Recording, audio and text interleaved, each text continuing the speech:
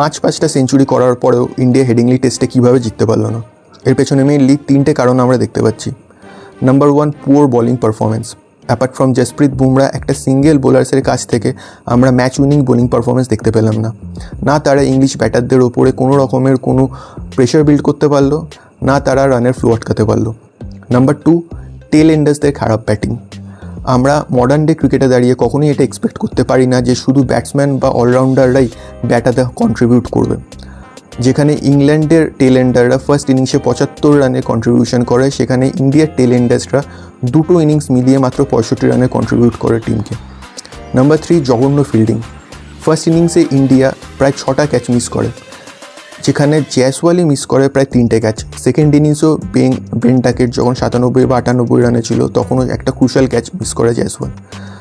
তুমি কীভাবে এরকম জঘন্য ফিল্ডিং স্ট্যান্ডার্ড নিয়ে এরকম একটা এলিট লেভেল একটা ইন্টারন্যাশনাল টিমকে রিপ্রেজেন্ট করছে, সেটা তো মাথায় ঢুকছে না। যেখানে বোলার্সরাও উইকেট বার করতে পারছে না, সেখানে যাও বা কয়েকটা চান্স তুমি পাচ্ছ, সেই চান্সগুলো তুমি এভাবে মিস করছো। তো এরকম ধরনের টিম এফার্ট নিয়ে হয়তো বিজিটির পরে ইংল্যান্ড সিরিজও আমরা খুব একটা ভালো রেজাল্ট আশা করতে পারি না, যদি না তারা পরের টেস্ট থেকে নিজেদের ভুলগুলো শুধরে নেয়। আপনাদের কি মনে হয়? কমেন্ট করে অবশ্যই আমাদের জানাবেন।